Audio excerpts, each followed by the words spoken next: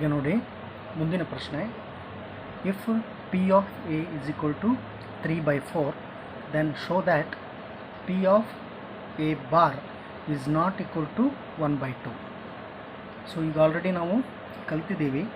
ಅದೇನಪ್ಪ ಅಂತಂದರೆ P of A plus P of A bar is equal to 1. So P of A 3/4 ಅಂತ ಕೊಟ್ಟಿದ್ದಾರೆ. So P of A ಅಂತಂದರೆ 3/4 plus P of A bar is equal to 1. So P of A bar is equal to 1. ಈ 3/4 ನಾವು right ಸೈಡಿಗೆ ತಂದರೆ ಏನಾಗುತ್ತೆ, ಅದು -3/4 ಆಗುತ್ತೆ. So P of A bar is equal to, ಇಲ್ಲಿ ನಾವು LCM ತಗೋಬೇಕು. LCM 1 and 4 ಏನಾಗುತ್ತೆ 4. So LCM is 4. So 1 4s 4, 4 1s 4, 4 into 1 is 4 minus 1 into 3 is 3. ಇವಾಗ ನೋಡಿ P of A bar is equal to 4 minus 3 ಅಂದರೆ 1 divided by 4. ಬಟ್ ನಮಗೆ ಇಲ್ಲಿ ಏನು ಹೇಳಿದ್ದಾರೆ, P of A bar is not equal to 1/2 ಅಂತ ನಮಗೆ ಪ್ರೂವ್ ಮಾಡೋಕ್ಕೆ ಹೇಳಿದ್ದಾರೆ. ಸೊ ನಮಗೆ ಇಲ್ಲಿ ಏನು ಬಂದಿದೆ, P of A bar is equal to 1/4 ಬಂದಿದೆ. ಸೊ ಹೆನ್ಸ್ ಪ್ರೂವ್ಡ್ ಅಂತ ನಾವಿಲ್ಲಿ ಬರೀಬೇಕು. ಮುಂದಿನ ಪ್ರಶ್ನೆ ನೋಡಿ. If P of A is equal to 2/3, then find P of A bar.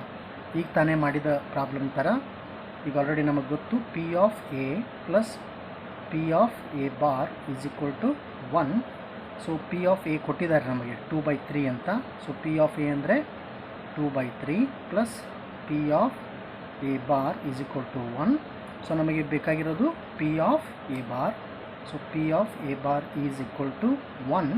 So ಈ 2/3ನ ನಾವು ರೈಟ್ ಸೈಡ್ ತೊಗೊಂಬಂದರೆ it will become 2/3.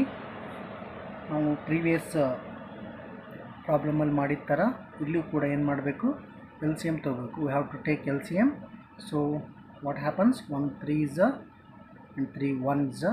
3 into 1 is 3 minus 1 into 2 is 2. So 3 minus 2 is 1 divided by 3. ಹಾಗಾದರೆ P of A bar ಏನಾಗುತ್ತೆ, 1/3 is the answer. So ಮುಂದಿನ ಪ್ರಶ್ನೆ ನೋಡೋಣ. If P of E is equal to 0.7, then find P of E bar ಅಂಥೇಳಿ. So ಇಲ್ಲೂ ಕೂಡ same formula, same method. So P of A plus P of A bar, E plus P of E bar is equal to 1. So P of E ಕೊಟ್ಟಿದ್ದಾರೆ ನಮಗೆ 0.7 ಅಂತ. So P of E bar ಕಂಡುಹಿಡಬೇಕು ನಾವು. So ಇಲ್ಲಿ P of E ಎಷ್ಟು ಕೊಟ್ಟಿದ್ದಾರೆ, 0.7. So 0.7 P of E is 0.7 plus P of E bar is equal to 1. We have to find P of E bar. So P of E bar is equal to 1 minus 0.7. So ಈಗ ನಾವು 1ರಲ್ಲಿ 0.7ಅನ್ನು ಕಳಿಬೇಕು. So we have to subtract 0.7 in 1. So 1.00 minus 0.7, ಇಲ್ಲಿ 0 ಇರುತ್ತೆ. So subtract ಮಾಡಿ. So 0, it will become 3 point. So answer ಏನು ಬರುತ್ತೆ, P of E bar is equal to 0.30. So this is the answer. ನಮ್ಮ ಮುಂದಿನ ಪ್ರಶ್ನೆ ನೋಡಿ. A square based prism dice whose each rectangular faces are numbered 1 3 4 6 is rolled once. Find the probability of getting number 2 on its top face ಅಂತ ನೋಡಿ. ಬಹಳಷ್ಟು ವಿದ್ಯಾರ್ಥಿಗಳು confusion ಮಾಡ್ಕೋತಾರೆ. Dice ಅಂದ ತಕ್ಷಣ ಇಟ್ ಹ್ಯಾಸ್ 6 faces ಅಂತ. But here this dice is different because it has square based prism dice whose each rectangular faces are numbered 1 3 4 6. So it is numbered as 1 3 4 and 6. It is rolled once. So total ಆಗಿರೋದು ಎಷ್ಟು ನಮಗೆ number 1 3 4 ಮತ್ತು 6. So this is what N of S is equal to how much it is, 1 3 4 6. ನಾವು ಅದನ್ನು roll ಮಾಡಿದರೆ, if you roll that dice, we may get 1, we may get 3, we may get 4, we may get 6. So how many chances are there? Totally there are 4 chances are there. So what we have to find? We have to find the probability of getting number 2 on its face. ನೋಡಿ n of e ಕಂಡುಹಿಡಿಬೇಕು ನಾವು. ಇವಾಗ ನಮಗೆ number ಇರೋದು ಯಾವುದು? Dies ಮೇಲೆ 1 ಇದೆ, 3 ಇದೆ, 4 ಇದೆ, 6 ಇದೆ. ಬಟ್ ಕೇಳಿರೋ ಪ್ರಶ್ನೆ ಏನು? Find the probability of getting number 2. ನಮಗೆ 2 ಸಿಗಬೇಕು. How it is possible? It is not possible. Why? Because then the faces are numbered as 1, 3, 4 and 6. But we have to find the probability of getting the number 2. 2 is not possible. How can we get 2? 2 is not there. So n of e is equal to no chance. It means what? 0. So how to find the probability? P of e is equal to what? N of e divided by n of s. n of e ಎಷ್ಟಿದೆ? 0 ಇದೆ. divided by n of s ಎಷ್ಟಿದೆ? 4 ಇದೆ. 0 by 4 means 0 is the answer. So this is nothing but impossible event ಅಂತ. So ಇವೆಂಟಲ್ಲಿ 2 ಥರ ಇದ್ದಾವೆ. ಒಂದು sure event ಅಂತ, sure event, okay, ಖಚಿತ ಘಟನೆ. ಸೊ ಇನ್ನೊಂದು ಇಂಪಾಸಿಬಲ್ ಇವೆಂಟ್ ಅಂತ. ಇಂಪಾಸಿಬಲ್ ಅಂದರೆ ಅಸಾಧ್ಯವಾದಂಥ ಘಟನೆ. ಸೊ ಶೋರ್ ಇವೆಂಟ್ಗೆ ಪಿ ಆಫ್ ಇ ಏನಾಗಿರುತ್ತೆ? 1 ಇರುತ್ತೆ. ಆ್ಯಂಡ್ ಇಂಪಾಸಿಬಲ್ ಇವೆಂಟ್ಗೆ ಪಿ ಆಫ್ ಇ ಏನಾಗಿರುತ್ತೆ? 0 ಆಗಿರುತ್ತೆ. ನೋಡಿ ಈ ಪ್ರಶ್ನೆಯಲ್ಲಿ, ಸೊ ಒಂದು ಕ್ಯೂಬಿಕಲ್ ಡೈಸ್ ಇದೆ, ಅದರ 6 ಮುಖಗಳಿರ್ತವೆ. ಸೊ 6 ಮುಖಗಳ ಮೇಲೆ A B C D E I ಅಂಥೇಳಿ ಮಾರ್ಕ್ ಮಾಡಿದ್ದಾರೆ. So a cubical dice has 6 faces, so it has marked as A, B, C, D, E and I. So it is rolled once. Find the probability of getting a oval on its face ಅಂತ ಹೇಳಿ. So ಮೊದಲಿಗೆ ನಾವು n of s ಅನ್ನು ಕಂಡುಹಿಡಿಯೋಣ. n of s ಅಂದರೆ total chances ಎಷ್ಟು? ಈಗ ನಾವು ಒಂದು ಡೈಸನ್ನು ರೋಲ್ ಮಾಡಿದಾಗ ಎ ಬರ್ಬೋದು, ಟಾಪಲ್ಲಿ ಬಿ ಬರ್ಬೋದು, ಸಿ ಬರ್ಬೋದು, ಡಿ ಬರ್ಬೋದು, ಇ ಬರ್ಬೋದು, ಐ ಬರ್ಬೋದು. ಅಂದರೆ it has totally 6 chances. 1 2 3 4 5 6. So n of s is equal to 6. But ನಮಗೇನು ಕೇಳಿದ್ದಾರೆ ಅವರು? Find the probability of getting A ಓವಿಲ್. ಹಾಗಾದರೆ ಇದರಲ್ಲಿ ಓವಿಲ್ ಯಾವುದು? ಎ ಅನ್ನೋದು ಒಂದು ಓವಿಲ್, ಆಮೇಲೆ ಇ ಅನ್ನೋದು ಒಂದು ಓವಿಲ್, ಐ ಅನ್ನೋದು ಒಂದು ಓವಿಲ್.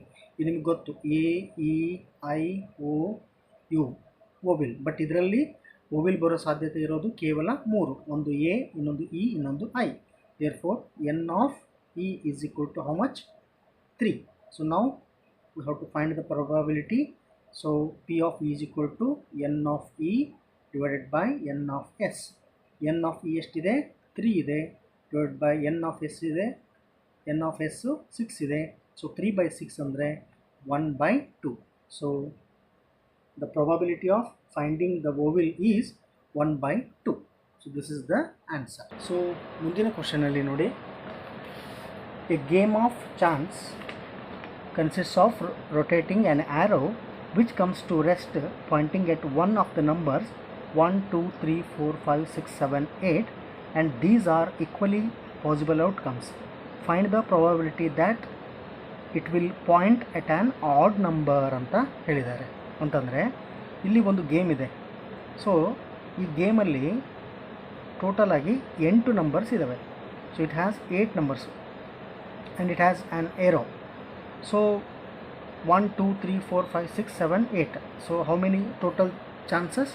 So n of s is equal to totally 8 chances, because there are numbers 1 2 3 4 5 6 7 8. So totally 8 chances are there. So n of s is equal to 8. But we have to find the probability of that it will point at an odd number. So ನಾವು ಕಂಡುಹಿಡಬೇಕಾಗಿರೋದೇನೆಂದರೆ add number ಮೇಲೆ ಅದು arrow mark ನಿಲ್ಲಬೇಕು. It should point at the odd number. ಇದರಲ್ಲಿ odd number ಯಾವುದು? 1 is an odd number, 3 is an odd number, 5 is an odd number, 7 is an odd number. ಹಾಗಾದರೆ n of e is equal to ಎಷ್ಟಾಯಿತು? 1 2 3 and 4. So n of e is equal to 4. then probability of an event is equal to, what is the formula, n of e divided by n of s. n of e ಎಷ್ಟಿದೆ, 4 ಇದೆ, divided by n of s ಎಷ್ಟಿದೆ, 8 ಇದೆ. So 4 by 8, 4 by 8 ಅಂದರೆ 4 1s 4 2s. So what is the answer? P of e is equal to 1 by 2. So we will go to the next problem. In this problem, a box contains 20 cards. Please understand the question. A box contains 20 cards which are numbered from 1 to 20. If one card is drawn at random from the box, then find the probability of getting a perfect cube number. ಅಂತಂದರೆ ಒಂದು ಬಾಕ್ಸಲ್ಲಿ 20 ಕಾರ್ಡ್ಗಳಿದ್ದಾವೆ. So ಅವುಗಳ ಮೇಲೆ number ಬರೆದಿದ್ದಾರೆ 1 2 3 4 5 ಈ ಥರ 20ವರೆಗೂ. ನಾವು ಒಂದು ಕಾರ್ಡನ್ನು ಯಾದೃಚ್ಛಿಕವಾಗಿ ತೆಗೆದರೆ, if one card is drawn at random from the ಬಾಕ್ಸ್ನಿಂದ ತೆಗೆದರೆ ನಾವು ಯಾವುದರ ಸಂಭವನೀಯತೆ ಕಂಡುಹಿಡಬೇಕು. ಇವಾಗ ನಮಗೆ ಪರ್ಫೆಕ್ಟ್ ಕ್ಯೂಬ್ ಸಿಕ್ಕಿರಬೇಕು, ಅಂದರೆ ಪೂರ್ಣ ಘನ ಸಂಖ್ಯೆ ಸಿಕ್ಕಿರಬೇಕು. We should get a perfect cube number. So how to solve? First of all we will find the total chances. So how many chances? n of s is equal to, how many numbers are there? We may get 1, we may get 2, we may get 3 or 4, like this up to 20. So how many chances are there? There are 20 chances. So totally 20 chances are there, but among them, so we should get a perfect cube. You should understand, from 1 to 20 we should get a perfect cube. So perfect cube ಅಂದರೆ ಈಗ ನಿಮಗೆ ಹೇಳ್ತೀನಿ. 1, the cube of 1 is what? 1. The cube of 2 is 8. The cube of 3 is 27. But remember, ನಮಗಿದು ಬೇಕಾಗಿಲ್ಲ. we don't want this, because we have the cards marked from 1 to 20 only. So among these 20 only we should get the answer. So ಇದರಲ್ಲಿ perfect cube ಯಾವುದಾದ್ರು ಬರುತ್ತೆ? Just 1 and 8 ಬರುತ್ತೆ. These are the perfect cubes. So this is called what? N of E. ಎಷ್ಟು N of E? 1 ಮತ್ತು 8. 1 and 8 ಅಂದರೆ ಎಷ್ಟಾಗುತ್ತೆ? 2 ಆಗುತ್ತೆ. So how to find the probability of getting a perfect cube? P of e is equal to n of e divided by n of s. So n of e ಎಷ್ಟು ಬಂತು? 2 divided by n of s. Total chances is 20. So 2 by 20 ಅಂತಂದರೆ 2 1s 2 and 2 10s 20. So 1 by 10 is the answer. ನೋಡಿ next question.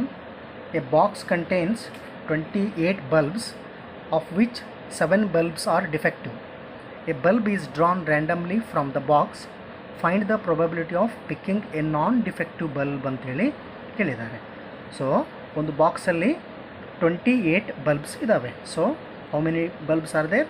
There are 28 bulbs. ಇದರಲ್ಲಿ 7 bulbs are defective. 7 bulbs are defective. ಈ ಥರದ question ನಾವು ಸಾಲ್ವ್ ಮಾಡಿದ್ದೀವಿ. ಸೊ 28ಅಲ್ಲಿ totally there are 28 bulbs. Among 28 bulbs 7 are defective. Then what is the meaning of this?